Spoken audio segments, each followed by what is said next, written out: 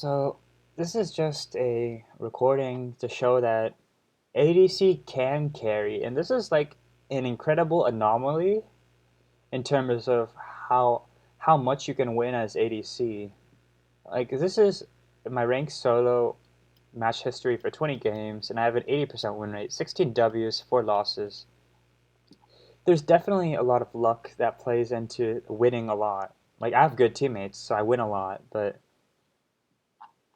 like the another like the reasons I win, I have good teammates. For some reason, I'm getting lucky. Then I have good itemization and I have good gameplay. So like I have a lot of good teammates. Like this game, my Katarina's really good.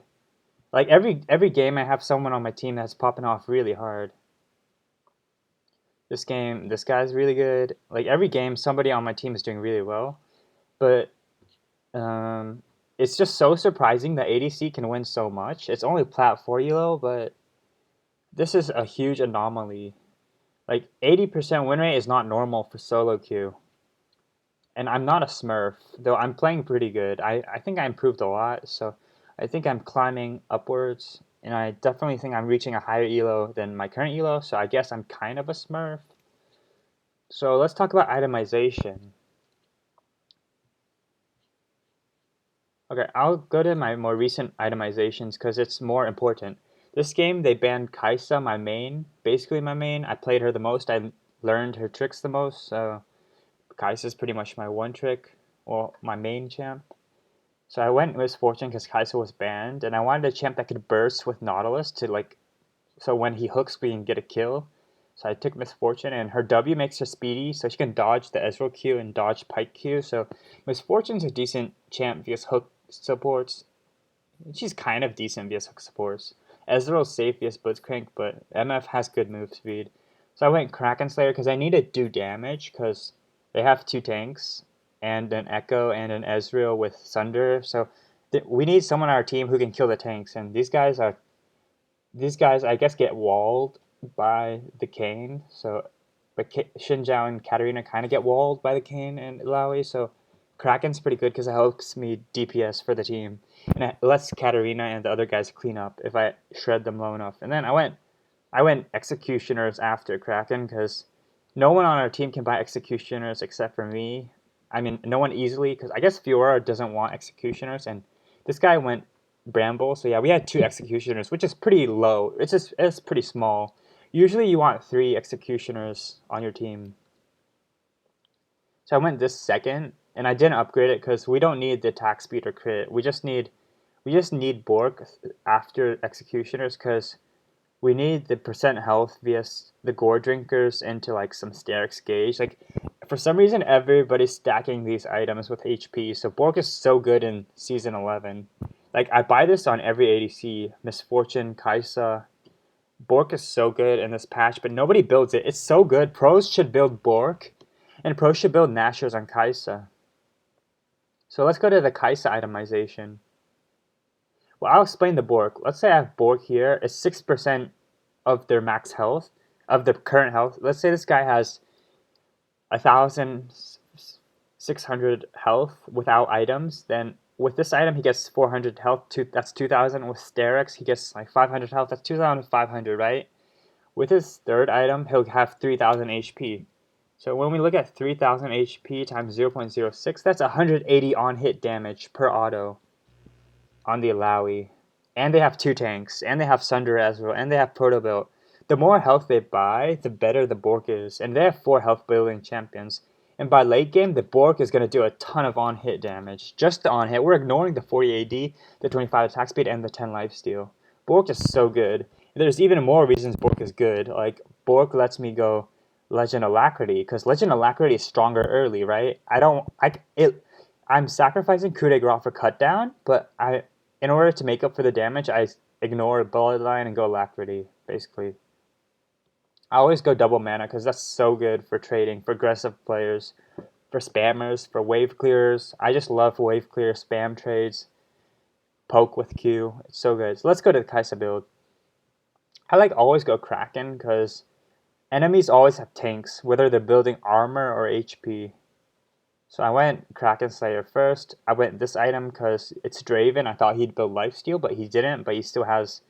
They still have 3 Conquerors, and they still have 3 Conquerors, and this guy with Leeching Leader. They have a lot of healing. This item's pretty good. It's always good. So I get Q Evolve with Kraken and Executioners. And then I went Nashers 2 second because my team is always getting them low. And so Bork is kind of bad because they're always going to be at like 20% HP and the current health damage doesn't do much. But Kaiser's passive scales with AP and it's percent missing health. The more health they're missing, the more damage it does. So let's say they're at 10% HP, then the passive execute is going to do a ton of damage. So going AP via slow health targets is going to be really good. Or going Collector via slow health targets is also good. But we only have 1 AP, so they're all stacking Zanya's armor. Everyone has Zanyas on their team. This guy was going Zanyas as well. They're going 4 Zanya's items, so yeah, going AP is pretty good versus their comp. So Nashor's Tooth gives the execute damage, and Nashor's Tooth, it gives the W Evolve. W Evolve is so good. Nashor's Tooth is so good. AP Kai'Sa is so good. AP is so good. It's so good in Season 11. It's so good. Pros don't go AP Kai'Sa, but it's so good. This is legit. Nobody goes AP Kai'Sa. It's so good. W Evolve gives you your W on a 5-second cooldown. That's a 5-second cooldown on a spell within 100% AP ratio. That's better than... Malphite Ultimate had an 100% AP ratio, and they nerfed that to 80%. It's on Malphite Ult is on in a 100-second cooldown at rank 2 Ultimate, and Kai'Sa W is at a 5-second cooldown when you hit it. It's so overpowered, the W evolve. Once you evolve it, the W, it goes from 2 plasma stacks to 3 plasma stacks. That means you only take 2 autos instead of 3 to proc the execute passive from Kai'Sa. This is so overpowered. And honestly, I built Rabadons after Nashers. This item is pretty good. It gives a ton of AP, and W has a huge AP ratio. QS has a good AP ratio.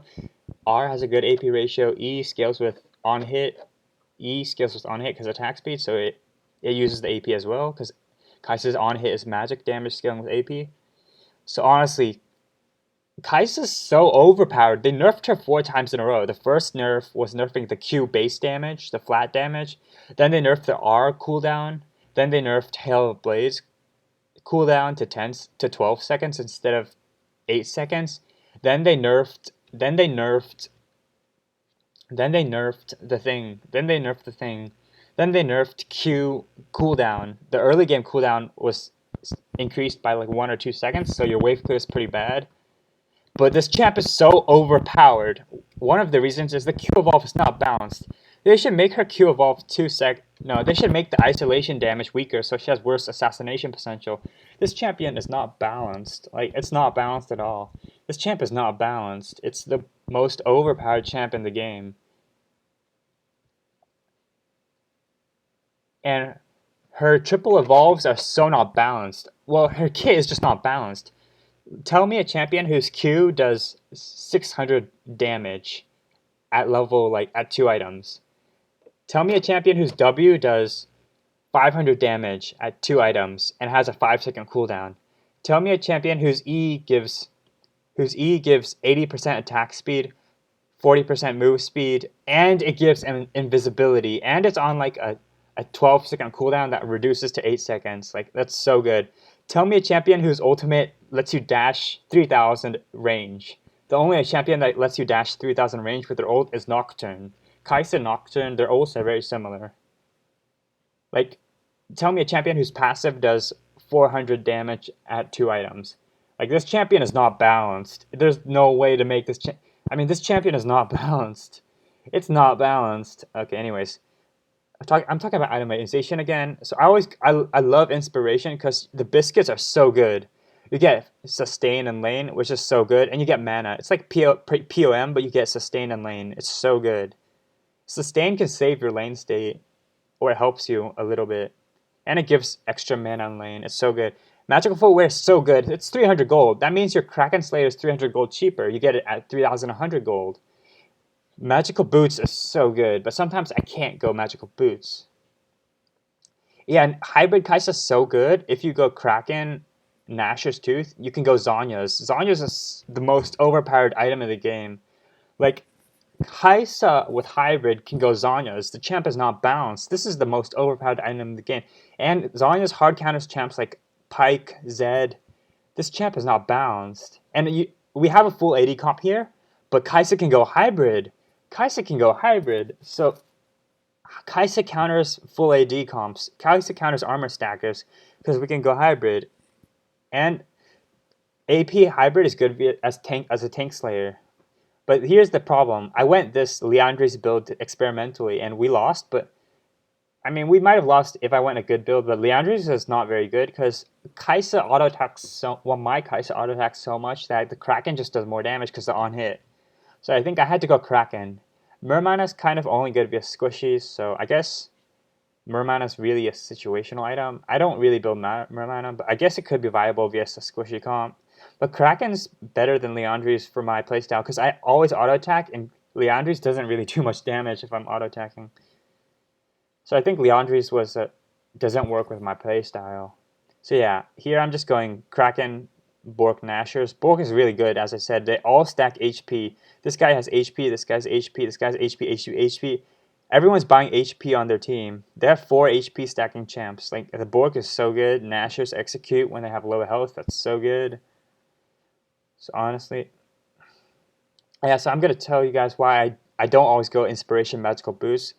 Kai'Sa has this build path where you want early Q Evolve. Q Evolve Rush is basically the best power spike for Kai'Sa, better than Mythic Spike, even if Mythic costs more.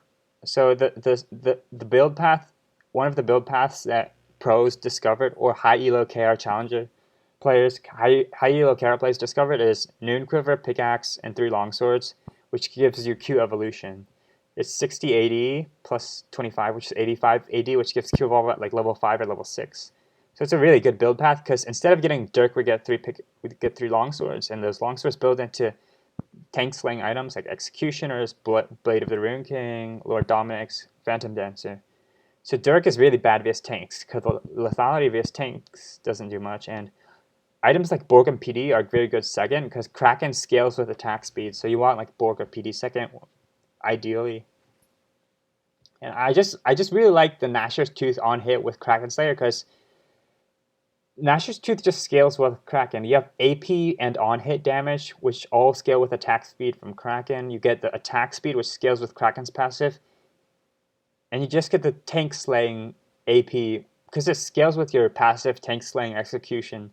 So it's just a really good tank slaying item, which synergizes Kraken, another tank slaying item. You're building a tank slaying build, and you're just killing tanks. It's such a good build. I also like Bork LDR because it kills tanks. Armor Pen plus percent health. It's a pretty good combo. Oh yeah, another funny thing. This game I went Zhonya's and Guardian Angel. It's so nasty. I legit didn't die for 20 minutes because I had Zhonya's and Guardian Angel. That's so dirty. Like, I had Zhonya's and Guardian Angel. I didn't die for like 15 minutes just because I had Zhonya's and the Guardian Angel, and sometimes they were both available for me, and I was just like, I just kept using the Zhonya's to avoid a ton of damage. Yeah, so here we didn't go Magical Boost because we wanted the 3 Longswords, and I went Mortal Reminder because Mortal Reminder gives Grievous Wounds, which is good vs like Conquer and Healers, Heal, and Lulu with the Moonstone Renewer, so Grievous Wounds is pretty good, and then like I said, Kraken Slayer scales with attack speed, so Mortal Reminder gives that attack speed that we need. Some people just sit on the Executioners and go PD, but then you need 800 more gold to reach the first item, which is kind of expensive, kind of delayed. So I just go Mortal Reminder. Well, I could have gone PD because I had the 2 Longswords in my backpack, right? It would have been only 100 gold more expensive, but the argument could be made that PD is better here because I had the 2 Longswords sitting in my backpack because I went triple evolve with 3 Longswords, so I could have, instead of buying this, I could have just bought in PD because I had 2 Longswords, right? Okay. But yeah, PD is pretty good. PD synergizes with Hail Blaze because you get those 3 quick autos, which stacks 3 of the 4 stacks on Phantom Dancer, so you just need 1 more auto to get the bonus attack speed, so PD and Hail Blaze has such good synergy. So So yeah, a lot of times I go Mortal Reminder because anti-heal's good. I go PD because PD's good. I mean, I rushed PD and then I went the Executioners because I realized I needed Executioners. So I went like PD, LDR, then Executioners. So I didn't have slots for Infinity Edge or something. But yeah, Bork, LDR, I just like those items. But yeah, it seems like ADC can carry if your itemization is great, if your gameplay is great, then ADC can carry.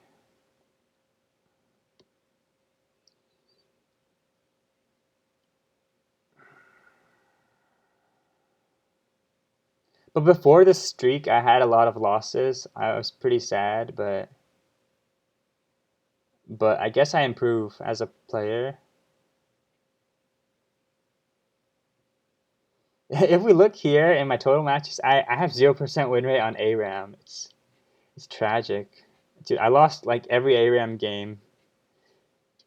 I lost 6 ARAMs in a game. It's like ARAM is so troll. Everybody just runs in again and again.